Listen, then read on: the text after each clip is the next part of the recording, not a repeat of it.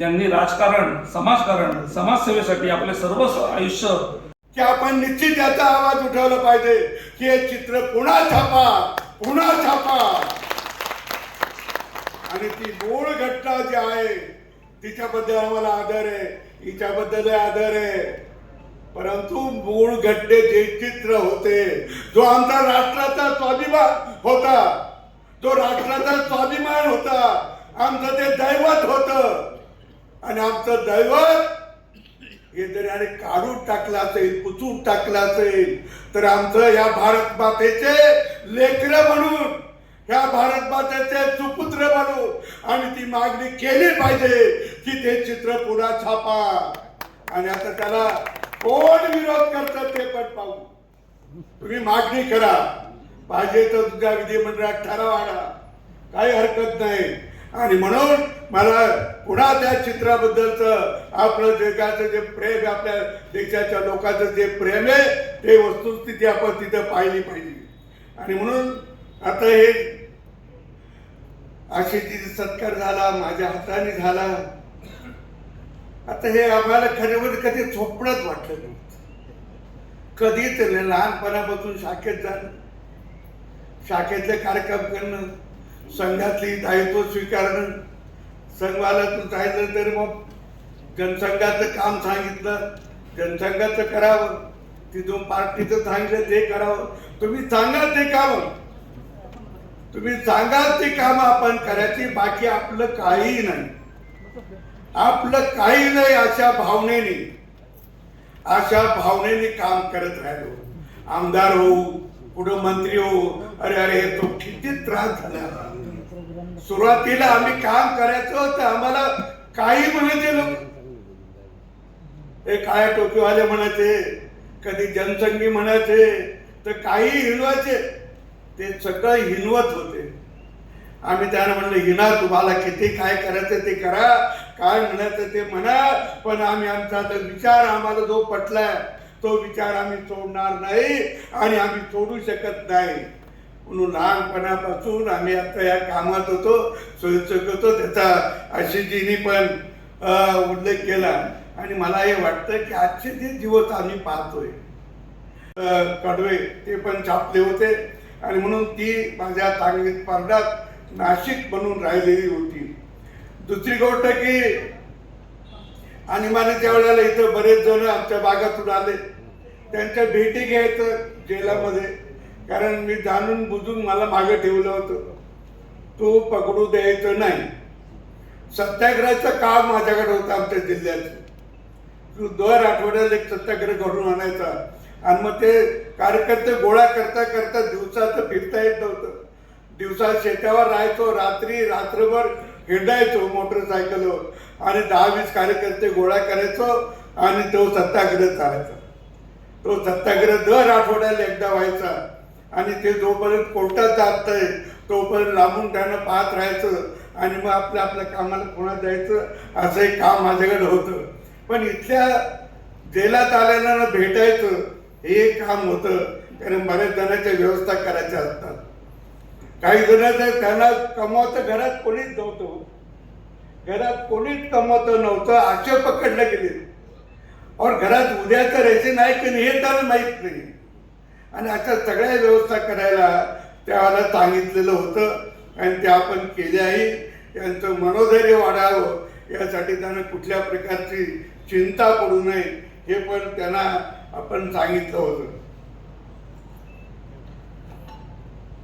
आणखी एक गोष्ट आहे नाशिक करायची.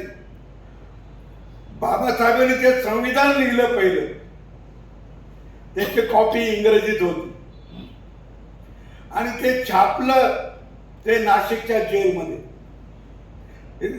नाही, नाशिकचा जो प्रेस आहे, गव्हर्नमेंट प्रेस, नोटा छापतो तिथं. जिथं नोटा छापतात तिथं ती संविधान छापलं आणि त्याचं इंग्रजीचं हिंदीत भाषांतर जे केलं तो इथल्याच त्या छापखान्यात असलेला वैद्य नावाचा एक जण होता, त्याने ते भाषांतर केलं. वैद्य. आता हे मी वाचलंय आहे, बरोबर आहे, बरोबर आहे. आता ती जी प्रत आहे ती तुमच्याकडे आहे, पहिली प्रत मी पण दिल्लीहून एकदा विकत दिली, ती माझ्या शाळेत ठेवली सगळ्या पोरांना दाखवायला की पहिली प्रत कोणती आहे, बाबासाहेबांनी जी राष्ट्रपतीला सादर केली होती. पण त्या प्रतिमध्ये किंवा ज्या घटनेमध्ये बाबासाहेबांनी देशाला सादर केली त्या घटनेमध्ये अशीची तिथं शिवाजी महाराजांचं चित्र होतं, त्या घटनेमध्ये गुरु गोविंद सिंगाचं चित्र होतं, राणा प्रतापाचं चित्र होतं, गौतम बुद्धाचं चित्र होतं, भगवान महावीरांचं चित्र होतं, प्रभू रामचंद्राचं चित्र होतं, नटराजाचं चित्र त्याच्यात होतं, असे असंख्य चित्र त्याच्यात होते. ते सगळे नंतर काढून टाकले. वनवास एकटा सीता माईला, कारण त्याला वनवासात कोणीच जात नसे. सारा वनवास एकट्या सीता माईला तो आम्ही आता वाटून घेतला घरोघरी, तो आम्ही आता वाटून घेतला घरोघरी. म्हणजे प्रत्येक घरामध्ये सीतेला थोडा तरी वनवास आहे, ही आजची स्थिती आहे. हे तिने केव्हा तरी ताट्यावर बसल्या बसल्या म्हणलेलं होतं, हे आज खरं वाटायला लागले. पण ते पण आणखी एक काळारामाचं मंदिर इथं आहे, बाबासाहेब इथं मंदिरात येऊन गेले वगैरे सगळा इतिहास आहेच. त्यानंतर मला आणखी एक इथं या ठिकाणी वाटतं की माझी आणि श्री गुरुजीची जी शेवटची भेट झाली, मी इथे बरेच वर्ष त्यांच्या सगळ्या बैठकीत त्यांच्या भाषणाला बौद्धिक वर्गाला सगळे असायचो, शिबिरात वगैरे वगैरे तुमच्या संघ शिक्षा वर्गात त्या भेटी वेगळ्या. पण ती शेवटची भेट झाली ती ह्याच नाशिक शहरात. गुरुजी मुंबईहून आले होते, त्या कॅन्सरच्या ऑपरेशन नंतर इलाज करून एकदम सलग इतका लांब प्रवास नकोय म्हणून मग इथं विश्रांती घ्यावी एखादे दिवस आणि मग पुढे जावं अशी योजना होती. त्याच्यात महाराष्ट्रात जो दुष्काळ पडला होता 72चा, आणि त्या दुष्काळात मीही एका जिल्ह्याचं काम करत होतो जिल्हा कार्यवाह म्हणून, आणि म्हणून आमच्या सगळ्या दुष्काळात काम करणाऱ्या कार्यकर्त्याची गुरुजींनी मुद्दाम इथं बैठक लावली होती. मग त्यांना प्रल्हाद जांभेकर होते, दामोअण्णा होते, आणखी आणि बरेच सगळ्या जिल्ह्यातले लोक होते. ती आणि त्यांची ती शेवटची बैठक ती साधा मे महिन्यात झाली, 73च्या मे महिन्यामध्ये. आणि 3 जूनला गुरुजी आपल्यातून निघून गेले. तेव्हा ते शेवटचं दर्शन ते अजून आता शेवटपर्यंत काही विचारणार नाही. दुसरी गोष्ट की मी कुसुमाग्रजाला इथे येऊन भेटलो. कशासाठी भेटलो होतो तर त्यांनी स्वातंत्र्याला 50 वर्ष झाले त्यावेळेला त्यांनी एक कविता लिहिली होती, आणि ती कविता अतिशय चांगली असल्यामुळे त्यावेळेला आमच्या सरकारने, त्यावेळेला मी मंत्रिमंडळात होतो, ती मोठी लावली होती आणि अनेक जिल्ह्यामध्ये ती ऑफिसला लावलेली होती. आणि म्हणून बघ ती कविता माझ्या मी त्यावेळेला अन्न पुरवठा मंत्री होतो, रेशनचे कार्ड छापायचे होते, आणि ते रेशनचे कार्ड थोडे तितके नाही 1 कोटीपर्यंत. आणि म्हणून त्या रेशनच्या कार्डाच्या मागे ती कविता छापायला मिळावी म्हणून मी पहिल्यांदा फोन केला. मला त्यांनी फोनवर परवानगी दिली, पण नंतर मी इथं आलो त्यांची मी भेट घेतली, आणि मग ती कविता मी त्या रेशनच्या कार्डाच्या मागे छापली. त्याच्या पहिल्या 4 ओळी अशा होत्या की 50ची उमर गाठली, 50ची उमर गाठली, अभिवादन मजा करू नका. कोण स्वातंत्र्य देवता म्हणते असं त्याचा अर्थ आहे. 50ची उमर गाठली, अभिवादन मजाला करू नका. मीच हात जोडून विनते, मीच हात जोडून विनविते, वाट वाकडी धरू नका, वाट वाकडी धरू नका. आणि ती कुसुमाग्रजाची कविता आम्ही छापली. आणखी काही 2-3 आमदार आशिषजी शेलार, प्राध्यापक आणि या वाचनालयाचे अध्यक्ष दिलीपजी फडके, देवदत्तजी जोशी, विक्रांत वैद्य, अभिजित बगदे, डॉक्टर आर्चिस नेर्लीकर, संजयजी करंजकर, जयेश बर्वे, रामू काका शेळके, अभिजित कुलकर्णी आणि व्यासपीठावर बसलेले सर्व मान्यवर, उपस्थित सर्व बंधू आणि भगिनींनो, आज या ठिकाणी आपण एक उत्कृष्ट आमदार म्हणून, चांगलं काम करणारे आमदार म्हणून आपल्या वाचनालयाची जी परंपरा आहे आणि त्यासाठी तुम्ही अतिशय योग्य अशा आमदाराची आपण निवड केली, त्या निवड समितीला धन्यवाद देतो आणि त्यांचा सत्कार झाला असे आशिषजी शेलार यांना खरं म्हणजे त्यांचं पुढचं सगळे आयुष्य सुखाचं समृद्धीचं जावं. पण मगाशी कुणीतरी उल्लेख केला त्याप्रमाणे त्यांना आणखी मोठ्या पदावर जाण्याची परमेश्वर त्यांना शक्ती देव अशी त्यांना विनंती, परमेश्वराला विनंती करतो. नाशिक शहर हे खरं म्हणजे अनेक अर्थाने स्मरणात राहणारं शहर आहे. माझ्या पण आहे, कारण मला या वाचनालयाची तशी काही माहिती नव्हती, पण मला एकच शब्द चांगला त्याने सांगितलं की 184 वर्षाचं वाचनालय आहे. मी साधारणतः सगळ्यांना कोणालाही ओळखीत नव्हतो आणि आशिष शेलारला द्यायचा म्हणजे निश्चितपणे आपल्या संबंधित हे सगळी मंडळी असली पाहिजे, आपण जायला हरकत नाही. आता इथं येण्याचं कबूल केलं त्याच्यामुळे आणखी 2 कार्यक्रम मला स्वीकारावे लागले. एक आज शिर्डीला पतसंस्थेचा मेळावा होता, 8 देशातले लोक आले होते, 8 राज्याचे लोक आले होते आणि जवळपास 10,000 संख्या होती. 10,000 एवढा मोठा मंडप त्यांनी घालून ती सगळे कार्यक्रम केला. आणि उद्या असंच पुणतांब्याला तिथले 52 साली निवडून आलेले चंद्रकांत पारहाते, ते नाही राहिलं, त्यांचा मुलगा नाही राहिला, पण त्यांनी त्यावेळेला जो काही अभ्यास केलाय आणि संयुक्त महाराष्ट्र समितीचे ते एक पुढारलेले किंवा अतिशय पुढे जाणारे किंवा लावून धरणारे असे एक आमदार होते. काँग्रेसच्या लोकांच्या विरोधात जाऊ ते होते काँग्रेसचे, पण काँग्रेसच्या काही आमदाराच्या विरोधात जाऊ संयुक्त महाराष्ट्र समितीचा त्यांनी पुरस्कार केला. असे त्यांचं एक मोठं पुस्तक त्यांनी नातवाने छापलंय, त्याचं प्रकाशन करायला मी उद्या 11 वाजता पुणतांब्याला जाणार आहे. आणि मग नाशिक शहर एवढ्यासाठी ध्यानात आहे की ते प्रभू रामचंद्र आले, त्यांच्या पदस्पर्शाने पावनभूमी झाली, हे पण आहे. ते पंचवटी मोठा अरण्य होतं ते पण आहे. सीतेला इथूनच नेलं ही पण आख्यायिका आहे. पण सीतेला नेलं आणि सीतेला 14 वर्षाचा वनवास पत्करावा लागला. त्या कोणीतरी एका अगदी खेडेगावातल्या महिलेने तिच्यावर एक ओवी केली.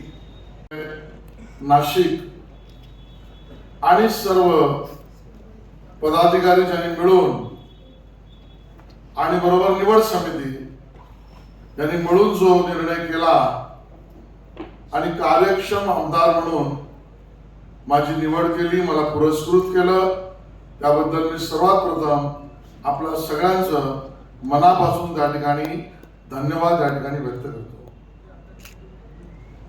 1800च्या दशकातली ही वास्तू म्हणजे वाचनालय, 184 वर्ष पूर्ण केलेली ही वास्तू म्हणजे वाचनालय.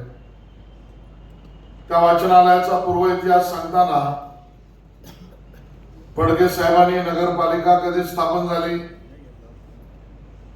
या ठिकाणी त्या अगोदरही जी संस्था स्थापन झाली ती म्हणजे ही सार्वजनिक वाचनालय नाशिक. आणि मी रिलेव्हन्स बघत होतो तर फडकेजी मला लक्षात आलं, आपण जेव्हा मांडणी करत होता की इथली नगरपालिका जर 1864 ची असेल तर ती इतकी जुनी आहे की मुंबई महानगरपालिकेचा अधिनियम, जी मुंबई महानगरपालिका सर्वात ब्रिटिशांनी स्थापन केलेली जुनी महानगरपालिका आहे, त्याचा अधिनियम कायदा हा 1864 ला तुम्ही नगरपालिका स्थापन केली असेल, पण मुंबई महानगरपालिकेचा कायदा हा त्यानंतर म्हणजे 1888 चा. ही नगरपालिका सार्वजनिक, ज्याला आपण नागरी संस्था म्हणतो, अर्बन लोकल बॉडी, नाना या अर्बन लोकल बॉडीचं एका अर्थाने नेतृत्व करणारी ही पावनभूमी आहे. ही पावनभूमी दुसरं तिसरं कोणी नाही, प्रभू रामचंद्राच्या पदस्पर्शाने पावन झालेली भूमी आहे. कविश्रेष्ठ कुसुमाग्रजांचं उभं आयुष्य ज्या मातीने घडवलं, त्या कुसुमाग्रजांच्या मातीत रंगलेली ही पावनभूमी आहे, ज्याचा उल्लेख आधी झाला. याच गेल्या वर्षीचा उत्कृष्ट संसदपटू पुरस्कार मला मिळाला. लोकमत समूहाने सुद्धा उत्कृष्ट संसदपटूचा मला सन्मान दिला, पण हा सन्मान माधवराव लिमयेजींच्या नावाने आणि सार्वजनिक वाचनालय नाशिक यांच्या माध्यमातून जो मिळतोय तो मला बहुमान यासाठीच वाटतो, कारण नागरी व्यवस्थेतल्या, निर्माण करणाऱ्या व्यवस्थेतल्या अग्रणी तुम्ही आहात. प्रभू रामचंद्राच्या पदस्पर्शाने पावन झालेल्या भूमीतला सत्कार आहे. कविश्रेष्ठ कुसुमाग्रजांच्या आशीर्वादाने पुरीत झालेल्या या साहित्य कले क्षेत्रातल्या या भूमीतला सत्कार आहे, आणि त्यामुळे मला तो जास्त बहुमान या ठिकाणी वाटतो. मी विधान परिषदेत आधी होतो, विधानसभेत नंतर निवडून आलो, आणि त्यावेळेला विधानसभेपासून कधी विरोधी पक्षात कधी सत्ताधारी पक्षात काम करताना माझ्या कामाचा प्रथमदर्शनी पुरावा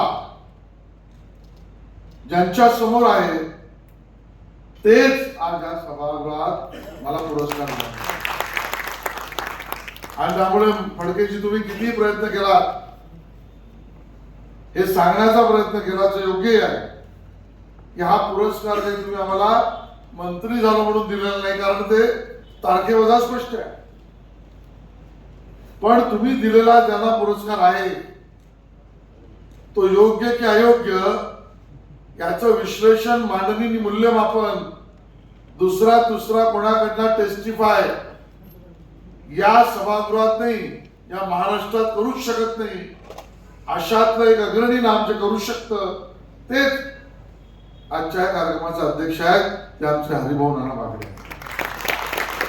आणि हरिभाऊंना इतका मस्का लावला याचा अर्थ ते मला सांगतो. पुरस्कार म्हणजे काय? एका अर्थाने केलेल्या कामाची पोचपावती, एका अर्थाने काम जे करतोय ते बरोबर आहे, हा दिशा दाखवणारा रस्ता, आतापर्यंत वेळ वाया गेला नाही असं घरच्यांना वाटावं म्हणून देण्याला सन्मान, असं प्रत्येकाला काही ना काही असू शकतं. माझ्या दृष्टीने पुरस्कार म्हणजे पुढे जाण्याच्या रस्त्यावरचा तू बापू लढ, आम्ही तुझ्या बरोबर आहोत असं म्हणणाऱ्या व्यक्तीने दिलेली थाप आहे. आणि मला ती थाप जास्त महत्वाची. ती थाप नाशिककरांकडून मिळते हे जास्त महत्वाचं आहे. आणि म्हणून या पुरस्कारातून पुढे जाण्याच्या मार्गावरच्या माझ्या दिशेला तू बरोबर चाललायस असं म्हणणाऱ्या लोकांमध्ये बसल्यावर जे संरक्षणाचं बळ मिळतं ते बळ मला मिळाले असं मला वाटतं. माझा पुरस्कार वाचनामध्ये राष्ट्रीय स्वयंसेवक संघ, विद्यार्थी परिषद, युवा मोर्चा, भारतीय जनता पार्टी या सगळ्याचा उल्लेख झाला. आणि ज्यावेळेला मागे वळून बघितल्यावर हा जो रस्ता आहे, ज्या रस्त्याने आपण चाललो आहोत, हा रस्त्याचा उगम कुठे आहे हे सांगणं हे प्रासंगिक आणि संयुक्तिक ठरतं. राष्ट्रीय स्वयंसेवक संघाचा मूळ विचार घेऊन काम करणाऱ्या असंख्य कार्यकर्त्यांपैकी मी एक स्वयंसेवक आहे. प्रताप साहेब शाखेचा मी स्वयंसेवक 10वीची परीक्षा देण्याआधी किंवा दिल्यानंतर महाविद्यालयात प्रवेश घेण्याआधी विद्यार्थी परिषदेचा मी कार्यकर्ता झालो. आणि नाना महाविद्यालयात प्रवेश नंतर पण आंदोलनातून जेलमध्ये पहिला प्रवेश आम्ही केलेला कार्यकर्ता. आणि त्यावेळेला त्या बोफोर्सच्या लढ्यामध्ये जे काही फॅक्ट समोर आले ते बोफोर्सच्या लढ्यातल्या फॅक्ट्सना जनतेसमोर पोहोचवावे यातना केलेलं आंदोलन हे विद्यार्थी परिषदेतलं पहिलं आंदोलन आमचं आहे. मूळ विचारधारा ही वेगळी काही नाही.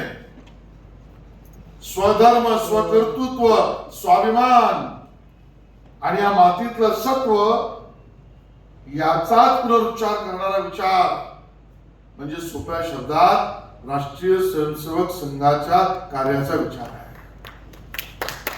पण हा विचार राष्ट्रीय स्वयंसेवक संघाने काहीतरी नवीन इझम, नवीन पुस्तक, नवीन आंदोलन, कोणाचं तरी पुनरावृत्ती करणं, 4 पुस्तकांना एकत्र करणं, प्रतिक्रियेतना निर्माण करणं अशा वेगवेगळ्या पद्धतीने केलेलं नाही. संघगीतात म्हटल्याप्रमाणे पुरखों का सपना पूरा हो यही सपना हमने देखा है. आमच्या पूर्वजांचं जे स्वप्न होतं ते पूर्ण झालं पाहिजे हेच आमचं स्वप्न आहे. आमचं यापेक्षा वेगळं स्वप्न नाही आहे. आणि म्हणून या विचाराचा मूळ बघावा तर तो आहेच आमच्या छत्रपती शिवाजी महाराजांच्या कार्यकर्तृत्वामध्ये आहे, प्रभू रामचंद्राच्या आदर्शामध्ये आहे, भगवान श्रीकृष्णाने दिलेल्या गीता सार मध्ये आहे आणि अगदी संत गाडगे महाराजांनी समाजाला दिलेल्या एका अर्थाने स्वच्छतेतून समाज निर्मितीमध्ये आहे. तोच आमचा विचार आहे. या मातीपेक्षा वेगळी आमची नाहीच. या मूळ विचारातून काम करणाऱ्या असंख्य स्वयंसेवकापैकी मी एक स्वयंसेवक. त्या स्वयंसेवकाला मिळालेला हा पुरस्कार पुन्हा तोच रस्ता बरोबर आहे आणि त्या रस्त्याने चाललं पाहिजे या पद्धतीचा मांडणारा आहे. मित्रांनो, एक स्वयंसेवक याने सेवक म्हणूनच काम केलं पाहिजे ही भूमिका प्रधानमंत्री नरेंद्र मोदीजींनी मांडली. आणि म्हणून 2014ला आपल्या सगळ्यांच्या आशीर्वादाने निवडून आल्यावर मी प्रधानमंत्री नाही, मी प्रधान सेवक आहे ही भूमिका मांडून नरेंद्र मोदीजींनी काम सुरू केलं. तीच सेवकाची भूमिका मांडून काम करणाऱ्यापैकी आम्ही आहोत. आणि म्हणून या भूमिका या पुरस्काराच्या मागच्या मूळ आईच्या भूमिकेत आहे एवढंच मला सांगण्याचा त्याच्या मागचं प्रयोजन आहे. ज्या प्रेरणेने आपण काम केलं ती प्रेरणा या स्वत्वाची मूळ मातीची आहे. कार्यक्षम आमदार खरं तर ज्याचा उल्लेख या ठिकाणी केला त्या केस लॉच्या बाबतीत मला मुद्दामून मांडायचा आहे. निवड समितीचा धन्यवाद द्यायचा आहे. ज्या वेळेला विरोधी पक्षात आम्ही होतो आणि विरोधी पक्षामध्ये सरकारला खडे सवाल विचारत होतो, ते खडे सवाल उपस्थित करताना आमच्या शब्दांमध्ये त्या ठिकाणी रोख प्रश्न जरूर होता. तो रोख प्रश्न अपमानित करण्यासाठी नव्हता, समाजासाठी सत्य बाहेर काढण्यासाठी होता. त्या काळात सत्तेत बसलेल्या मंडळींनी तुम्ही प्रश्न का विचारता म्हणून आजही मी स्पष्ट सांगेन, खोटा निर्णय करून आम्हाला सस्पेंड त्या ठिकाणी केलं, निलंबित केलं. आणि निलंबन सुद्धा ना, आपण त्या पवित्र चेअरवर बसलेला, आजही राजस्थानचं सभागृह असेल तर त्याच्या अल्टिमेट सर्वाधिकारामध्ये आपला महत्वाचा वाटा आहे. आणि ते निलंबन कायमस्वरूपी म्हणजे मतदाराने निवडून द्यावं आणि सभागृहाच्या व्यवस्थेने त्यावर शिक्षा अशी द्यावी की ज्याला प्रतिप्रश्न विचारण्याची सोयच नाही. अशा एका विचित्र हुकुमशाहीच्या दिशेने गेलेला निर्णय, याला आपण आव्हान केलं पाहिजे. 3 न्यायाधीशांचं बनलेलं पीठ, सर्वोच्च न्यायालयाचं, त्यात चाललेली दिवसागणिक आमची न्यायिक लढाई आणि तत्कालीन सरकारने विरोध करायला अगदी देशातील प्रतितयश तर होतेच, पण जे देशातील प्रतितयश विदेशात गेले त्यांनाही ऑनलाईन आमचं निलंबन योग्य आहे हे दाखवण्याच्या प्रयत्नासाठी आहे. पण मला आज याचा उल्लेख करायचा आहे आणि ठामपणे मला हे सांगितलंच पाहिजे. परमपूज्य भारतरत्न डॉक्टर बाबासाहेब आंबेडकर यांनी बनवलेलं संविधान हे सर्वंकष, सर्वव्यापी, सर्व विचारांती असल्यामुळे त्या संविधानाचा दाखला देऊन आठवड्यागणिक चालणाऱ्या त्या आमच्या न्यायिक वादविवादामध्ये अखेर 3 न्यायाधीशांच्या पीठाने सरकारचा निर्णय रद्दबातल केला आणि सांगितलं निलंबन करायचं असेल तर यापुढे या देशात एक नवीन सायटेशन, नवीन दाखला निर्माण झाला, तो कधी करू शकता, कसा करू शकता आणि किती काळापर्यंत करू शकता, ही लढाई मला जास्त महत्वाची वाटते. ही लढाई मला जास्त महत्वाची वाटते. सभागृहात तर प्रश्न विचारलेच, अल्पकालीन असतील, स्टार क्वेश्चन असतील, पॉइंट ऑफ ऑर्डर असेल, या सगळ्या अर्थसंकल्पावर असतील, या चर्चेत ना तर जनतेच्या प्रश्नांना हात घालण्याची आम्ही भूमिका घेतली, पण सभागृहातल्या अधिकारांना वाचवण्यासाठी सर्वोच्च न्यायालयापर्यंत सुद्धा लढण्याची संधी मिळाली. हे मला असं वाटतं जास्त महत्वाचं आहे. आणि त्याचाच बरोबर संदर्भ निवड समितीने या ठिकाणी दिला, म्हणून निवड समितीचं सुद्धा मनापासून त्या ठिकाणी धन्यवाद. मतदारसंघामध्ये काम करणं हे काही वेगळं पण नाही. तुम्ही जिंकून या, अन्यथा येऊ नका, पण आपल्या मतदारसंघामध्ये सातत्याने काम करणं, या भूमिकेने काम करायचं, ही भावना आमची सातत्याने राहिली आहे. त्यामुळे तो सगळा मी पाडा वाचणार नाही, पण या सगळ्यामध्ये जो मूळ विचार घेऊन आम्ही काम करतोय त्या संदर्भातला शेवटचा उल्लेख मी या ठिकाणी करेन आणि माझं वक्तव्य या ठिकाणी संपवेन. मित्रांनो, हा पुरस्कार जसा आपण चोखंदळपणे मला दिलात, हा पुरस्कार जसा निवडताना तुम्ही सर्वंकष विचार केलात, हा पुरस्कार आपल्या सगळ्यांच्या पावनभूमीतनं मिळाला, त्या सर्वाबद्दल उल्लेख करताना मी असं म्हणेन, पुढची 10 वर्ष ही जास्त महत्वाची आहे. मित्रांनो, पुढची येणारी 10 वर्ष या लोकशाहीला, लोकशाही मूल्यांना, परमपूज्य भारतरत्न डॉक्टर बाबासाहेब आंबेडकर यांनी निर्माण केलेल्या संविधानाला, तुमच्या आमच्या अधिकाराला जास्त संरक्षित करण्यासाठीची महत्वाची वर्ष आहे. आणि या सगळ्यात या व्यवस्था पूर्णपणे, ज्याला आपण म्हणू subversion of democracy by democratic way, लोकशाहीचं अवमूल्यन हे लोकशाही व्यवस्थेतूनच करा, असा विचार करणारे शहरी नक्षलवादी यातले सगळ्यात जास्त धोकादायक आहे. आणि म्हणून डोळे आणि कान उघडून पुढची काही वर्ष समाजाला उभं राहावं लागेल, ज्यामध्ये आपल्याला लक्षात येईल की राष्ट्रवादी विचाराला first divide them, then defeat them and then destroy them.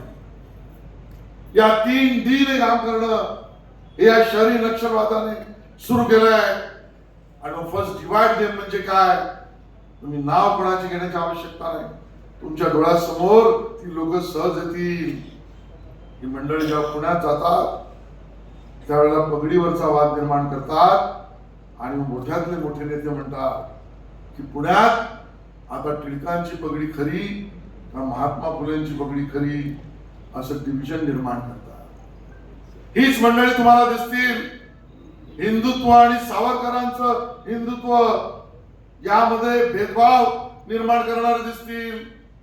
हीच मंडळी आपला मूलभूत ऐतिहासिक पराक्रमाचा पाया उद्ध्वस्त करताना छत्रपती शिवाजी महाराज आणि रामदास स्वामी यांचा संबंध काय हे प्रश्न निर्माण करताना दिसतील. हीच मंडळी तुम्हाला स्वामी विवेकानंदांनी शिकागोत भाषण केलंच नव्हतं याचे दाखले देणारे पुस्तकं लिहितील आणि समाजातल्या डिव्हिजनला वाढवण्याचा प्रयत्न करतील. केवळ तेवढंच नाही, भाषेतला वाद निर्माण करतील, द्रविड आणि आर्यन मधला वाद निर्माण करतील. हीच मंडळी मूल पुरुषाचा वाद निर्माण करतील. हीच मंडळी आदिवासी भागामध्ये रावण आमचा देव आहे ह्या भूमिका मांडतील. हीच मंडळी राम आर्यपुत्र होता त्याचा संबंध काय हे मुद्दाम नव्याने शिकवायला जातील. हीच मंडळी साऊथची राज्य ही वेगळी राष्ट्र आहे ही भूमिका मांडतील. हीच मंडळी सनातन धर्माला शिव्या घालताना दिसतील. कारण डिव्हिजन हे पहिलं काम त्यांचं आहे. डिफीट या राष्ट्रवादाला, या देशभक्तीला, या देशाला ज्या विचाराने पुढे चाललो आहोत त्याला पराभूत करण्याच्या मनोवृत्तीत दिसतील. म्हणून एक विरुद्ध सगळे. सनातन आणि हिंदुत्वाला शिवा देणारा स्टॅलिन पण त्यातच आणि हिंदू सम्राटांचा सुपुत्र म्हणणारा सुद्धा त्यातच. असं एक विरुद्ध सगळं असं बास्केट निर्माण करणार दिसतं. आणि डिस्ट्रॉयची भूमिका असल्यामुळे या देशातील सर्व व्यवस्था, न्यायालय चुकीचं, सर्वोच्च न्यायालय चुकीचं, सीबीआय चुकीचं, ईडी चुकीचं, इन्कम टॅक्स चुकीचं, विदेश मंत्रालय चुकीचं, पंतप्रधान पद चुकीचं, तुम्ही न्याय घ्या, इलेक्शन कमिशन चुकीचं, या सगळ्या व्यवस्था डिस्ट्रॉय करण्याचं काम करतील. आणि म्हणून डिव्हिजन, डिफीट आणि डिस्ट्रॉय यावर काम करणाऱ्या शहरी नक्षलवादाच्या विरोधातली लढाई या देशाला विश्वगुरु करण्यासाठीची 10 वर्षातली सगळ्यात जास्त महत्वाची लढाई आहे. आपण मला कार्यक्षम आमदार म्हणून पुरस्कार देत आहे त्यावेळेला जसं 50,000 रुपयाचा दिलेला हा धनादेश याच वास्तूच्या पुनरुत्पादनासाठी मी आपल्याला परत करतोय असं घोषित करतो.